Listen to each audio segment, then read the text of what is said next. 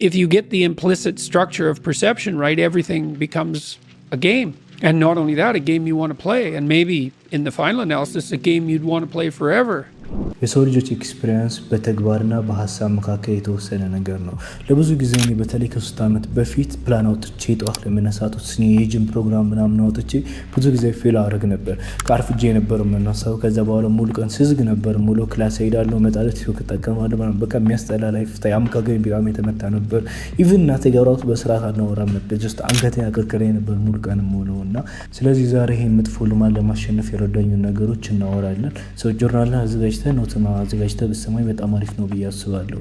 የመጀመሪያው ነገር አክቲቬሽን ኢነርጂ ነው። ይህ አክቲቬሽን ኢነርጂ ማለት አይምሮ ምን ማድረግ እንዳለበት ማወቅ አለበት። መጀመሪያ ሁልጊዜም አይምሮ ጀስት እንዳይብሮ ትሪክ የሚያደርግ ነገር የለም። በዛ በደንብ በኋላ እናወራበታለን። ግን አይምሮ ምን ማድረግ እንዳለበት አክቲቭ ኢነርጂ ምንድነው ማወቅ አለበት። ወይም የመጀመሪያ እርምጃ ምን ማድረግ እንዳለበት ሁልጊዜ ማወቅ አለበት። በጭራ አማርኛ ሩቲን ማውጣት አለብህ። ወይም እያንዳንዷ ሰዓት ላይ ወይም እያንዳንዱ ነገር ላይ እንዴት እንደምትጠቀም በስርዓት ማወቅ አለበት አይምሮ። ሁልጊዜ ከመተኛት ለብሶር ኪማድን ማለት ሁልጊዜ ከመተኛት በፊት ቢያንስ 3 ልማድ ወይም ስፖርት ሊሆን ይችላል፣ ወይም ማጥናት ሊሆን ይችላል፣ ወይም ማንበብ ኦር በቅሩ ጥሩ ልማዶች ቢያንስ 3 ልማድ በቀን ውስጥ ጠዋት መነሳት 3 ልማድ ቢያንስ ጆርናል ላይ ማታተኝ ተበጽፍ ነገር እነዚህ ነገሮች አደርጋለሁ። አይ አም ግሬትፉል እስካሁን ደስታ ዛሬ ለነበረኝ ቀን ነው ብለህ ጽፈህ ነገ በቀን 3 ነገሮች ሁልጊዜ ማታ በጽፍ ነገ ባታረገው ቢያንስ አይምሮ ቢያንስ ያውቀዋል። በዛ አክቲቬሽን ኢነርጂ አይምሮአችን ዜጋርኒክ ኢፌክት የሚባል ኢፌክት አለ። ወይም ብዙ ሰዎች ኔትፍሊክሶች ላይ የሚጠቀሙት ማለት ነው ተከታታይ ፊልም ምናምን የሚጠቀሙት አይምሮ ላይ አጓግተው ይተውሃል አይደል? አጓግተው ላይ ምሮ ይተውሃል። አንድ መጨረሻ ፊልም ላይ አያጓጉና ይዘው ይቆማል ቪዲዮ። አጓግተው ሲቆሙ አይምሮ ላይ የሚሰራ ሉፕ አለ ወይም ተመሳሳይ ሂደት። ያ አውቆ ሂዶ እስካሁን ተከታተለ የሆነ ሰዓት ላይ ሲያውቀው ኦኬ እዚህ ሰዓት ላይ አይምሮ መቀጠል አለብኝ፣ ግን እዚህ ጋር እንዴት አቆምኩ? አክቲቬሽን ኢነርጂ እዚህ ጋር አክቲቭ አድርጓል። ኦልሬዲ አይምሮ ይሄን አክቲቭ ካደረገ እንደዚህ ማድረግ እንዳለበትና ወይም በዛ ሰዓት ይሄን ታስክ መጨረስ እንዳለበት ካወቀ አይምሮ አይቸግረውም። ኢቭን ያንን ባታረገው ራሱ ልክ እንደ ተከታታይ ፊልም ላይ እንደሚጠቀሙት ሉፕ አይምሮ ሪኮግናይዝ ያደርገዋል። ወይም ለቀጣይ ለማንተክ ሳልጨረስኩም እንዴት ይሄን ማድረግ አለብኝ ብሎ ጭቅጭቃል ማታ ያስተካከለ ከጊዜ ወደ ጊዜ ያስተካከልከው ትሄዳለህ። እኔ አሁን ከዚህ በአክቲቬሽን ኢነርጂ ለማድረግ ወይም አይምሮ ታስክን ኦልሬዲ ካወቅ ሩቲንን ኦልሬዲ ካወቅ እንዴት ነን ሩቲኑ ሲደርስ ማከናወነው። አሁን ዛሬ ሞራል ወደ መፈልገው ነገር መጣል። የ5 ሰከንድ ሩል ይባላል። ወይም ከ5 ተነስተን ወደ 1 የምንሄድበት ከዛ አክሽን የምንወስድበት ይሆናል። ልክ እንደዚህ 5 4 3 2 1 አክሽን መውሰድ፣ ጀስት ፈጣን አክሽን መውሰድ ለአይምሮአችን። ይሄ ትሪክ በትልቁ ይሰራልኝ ትሪክ ነው።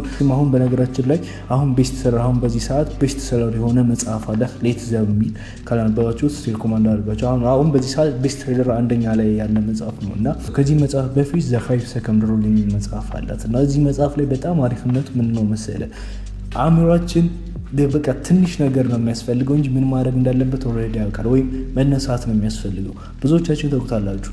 ማጥናታዊ ተማሪ ምናምን ስትሆኑ ብዙዎቻችሁ ታውቃላችሁ። ማጥናት በጣም ቀላል ነው። አንዴ ማጥናት ከጀመርን በጣም ሲምፕል ነው። አንደርስታንድ እናድርገዋለን ምንም ነገርም ቢሆን። ግን ተነስተን ማጥናቱ ነው የሚቸግረን። እዚህ ሰዓት ላይ የ5 ሰከንድ ሩል የሚጀምረው። ብዙዎቻችሁ ስፖርት ላይ የምንቸገር ስፖርት ቤት ገብተን ሰርተን መጨረስ በጣም ሲምፕል ነው፣ በጣም አሪፍ ነው። ግን ስፖርት ቤት ለመሄድ ነው የሚቸግረን። ለመሄድ የሚቸግረን እዚህ የ5 ሰከንድ ሩል መጠቀም አለብን። እና አሁን የጠቀሙኝ ነገሮች በመከፋፈል ላውራ። የመጀመሪያው የጠቀመኝ ነገር አሁን የጠዋት መነሳት ላይ ነው። ጠዋት መነሳት ላይ በነገራችን ላይ አይምሮዬን አልሰማም። ብዙ ጊዜ እንደምናገረው አይምሮዬን ነገረኝን ሀሳብ አልሰማም። ብዙዎቻችሁ በጣም ከባዱ ነገር አይምሮአችሁ የሚላችሁ የሚሰጣችሁ ሀሳብ ትሰማላችሁ። ይህ አይምሮ ሰው እንድገል የሚነግርህ ነገር ነው አይደል? ይህ አይምሮ ሴቶች አይተወር ሴትም ከሆንሽ ወንዶች አይታይ ነው መጥፎ ሀሳብ አይምሮ ለሽ የሚመጣ ነገር ነው። አይምሮ ሀሳብ ራሱ የሚሰጥሽ ነገር ነው አይደል? እንዴት ነው ይህ አይምሮ ታዲያ የሚታመነው? ጥሩ ሀሳብን ቢሆን አንዳንድ ጊዜ ወደ መለስ ብለን ኦፍኮርስ ይህ ጥሩ ሀሳብ እንዴት ነው ለሁለት በደንብ ማሰላሰል አለብን፣ በደንብ አርቲኩሌት ማድረግ አለብን እና ገብተዋል አይደል? ይህ ሀሳብም ጥሩ ሀሳብን ቢሆን አንዳንድ ጥሩ ሀሳቦች እኛን ጥሩ ስሜት እንዲሰሙ ነው እንጂ ያ ጥሩ ሀሳብ ይሁን ጥሩ ላይሆን ይችላል። ብዙ ሰዎች የሚቸገረው ይሄ ነው። ብዙ ኦንላይን በተለይ የምታዩት ሰዎች አንዳንድ ሰዎች የሰው ቪዲዮ ያመጡና ይፈርዳሉ። ወይም አንዳንድ ሰው ኮሜንት ላይ ገብቶ ምናምን ይናገራሉ። አንተ እንደዛ ምናምን ይላሉ። ግን እነዛ ኢቭን መፍረዱ ላይ እነሱ አንዳንድ ሰዎች ፈረድ ላይ የሚሉት ነገር በጥሩ ሀሳብ ሊሆን ይችላል። ግን መለስ ብለው ቢመለከቱ የራሳቸውን ቢመለከቱ ኦፍኮርስ እኔ ባኔ ለመፍረድ ኦፍኮርስ እኔ ኦንላይን ተቀምጬ ጊዜ የሚፈጀው ነው። ለምንድን ነው ኮሜንት የማደርገው? ገብቷል አይደል? አሁን እንደዚህ አይነት ሰዎች ኢቭን ጥሩ ሀሳብ የሚሉትም ነገር ወደኋላ መልስ ለሁለተኛ ጊዜ ሲያስቡት ኦፍኮርስ ጊዜ መፍጀት ነው። ራይት ጀስት የሆነ ሰው ኮሜንት ላይ ገብተህ መሳደብ እንደዛ መነጋገር ኢቭን ይጠቅመዋል ብለህ ራሱ የምትሰርበው ስድብ ለዛ ለኮንተንት ክሬተሩ ይጠቅመዋል ብለህ ራሱ የምትሰርበው ስድብ ጊዜ ማጥፋት ነው። ወደኋላ መለስ ብለህ ስትመለከት ወደ ራስ ላይ ትልቅ ግድፍ አለ እና ችግሩ ያ ነው። በዛም በዚህም ሁለት ጊዜ ማሰብ አለብን። መጀመሪያ ግን ሁለት ጊዜ ማሰብ ኤኒዌይ እኔ ዛሬ ልል የፈለኩት ወደ 5 ሰከንድ ሩል ስንመጣ ጠዋት ለመነሳት ኦፍኮርስ አላርሚን ይቀጥራለሁ። አላርሚን ከቀጠርኩ በኋላ ከትራሴ ጎን ኦር ሳምቲንግ አላስቀምጠውም። አላርሚን ራቅ አድርጌ የማስቀምጠው ከምተኛበት ራቅ አድርጌ አስቀምጬ አላርሙን ለመዝጋት የምነሳበት መሆን አለበት። ራቅ አድርጌ አስቀምጬ ስነሳ ጠዋት ለመነሳት ስነሳ ምንም አእምሮ ላይ ሀሳብ ይመጣም ቅድም እንዳገርኩ ሀሳቦችን ነገ ራሱ ይጠፋል። እንደዚህ ቢመጣም አልሰማውም። ጀስት ብድግም አልልም። በአንድ ጊዜ አይደለም። ይሄንን ሩል ነው የምጠቀመው። ጩኼ 5 4 3 2 1 እጨርሳለሁ። ብድግ እላለሁ። አበቃ። ያ ታስክ አበቃ። ያ ታስክ ጀስት ብድግ እንዳልኩ አበቃ። 5 ሰከንድ ሩል ነው የተጠቀምኩት። 5 ሰከንዶች ነው የተጠቀምኩት። በዛ ሰዓት ሀሳቤን ሰማችን ነበር። እነዛ 5 ሰከንዶችን ግን ለምን ሀሳቤን ከምሰማ ለምን ራሴ ማውራት አልችልም? 5 4 3 2 1 ብድግ አበቃ። እና ሌላኛውም ኮልድ ሻወር ወይም ቀዝቃዛ ውሃ ላይ ነው። ቀዝቃዛ ውሃ በጣም አሪፍ ነው ለሃይጂን፣ ለዶፓሚን ሌቭል፣ ለመነቃቃት በጣም አሪፍ ነው ቀዝቃዛ ውሃ። እና ብዙዎቻችሁ ቀዝቃዛ ውሃ ላይ ስትገቡ በአንድ ጊዜ ግብት ትላላችሁ ወይም የምትነከሩ በአንድ ጊዜ ሾክ። አንዳንድ ጊዜ ብዙ ሰው መክረው እኔ ቀዝቃዛ ሻወር ስትገቡ ልባችሁን ትንፋሻችሁን መቆጣጠር አለባችሁ። ወይም ትንፋሻችሁን ከዘጋችሁ ቀዝቃዛ ሻወር አንዳንድ ጊዜ ባለጌ ሊገናችሁ ራሱ ይችላል።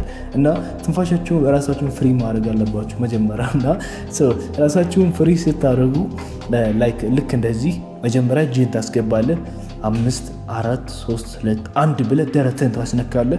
ከዛ በኋላ ጀርባህን፣ ከዛ በኋላ ቀስ በቀስ እንደዚህ ነገሮች ይልክ ሙሉ ገላህን ወደ ቀዝቃዛነት ዶፓሚን ሌቭል ወደ መጨመር ትገባለህ። ገብቶሃል አይደል? በቃ ልክ እንደዚህ ነው የሚሰራው። ቀስ በቀስ እንደዚህ 5 ሰከንድ ሩል በመጠቀም እና ሌላኛውም ጂም ላይ ነው። ኦፍኮርስ ቅድም ነገራቸው ጂም ላይ መሄድ 5 ሰከንድ ሩል ኦልሬዲ ባግህን ይዘህ መሄድ ትችላለህ። ግን ጂም ላይ ስትጀምር እኔ አሰራር ላይ ስነግርህ ቶሎ ለመጨረስም በደንብ ለመጨረስም ብዙ ሰዎች ወደ ጂም ቤት ውስጥ የምታያቸው ከአንድ የሚጀምሩት ወይም ቀላል ብረት አንስተው 1 2 12 ብለው ቶሎ ይጨርሳሉ። እና ጀስት ቀላሉ ብረት ጀስት ምንም ጥርሳቸውን ክሶራቸው 12 ብለው ይጨርሳሉ። ግን አንተ አሁን ማድረግ ያለብህ ለምሳሌ ብዙ ሰዎች ሪኮማንድ ማድረግ ከ6 እስከ 10 ባለው ሬፕ ሬንጅ በጣም ጥርስን ነክሰህ የምትሰራበት መሆን አለበት ብዬ ነው የማስበው። እና እዛ ጋር ሰከንድ ከአንድ ሳይሆን መጀመሪያ ያለብህ በቃ አሁን ለምሳሌ አንድ ብረት ስናይ አንድ ብረት ስንይዝ 9 ላይ የምናውቀውበት አንዳንድ ብረት እናውቃቸዋለን አይደል? ኦፍኮርስ ይሄ ከባድ ነው። እስከ 6 ነው የሚያሰረኝ፣ ይሄ ከባድ እስከ 7 እስከ 8 ነው የሚያሰረኝ የምትለዋለ።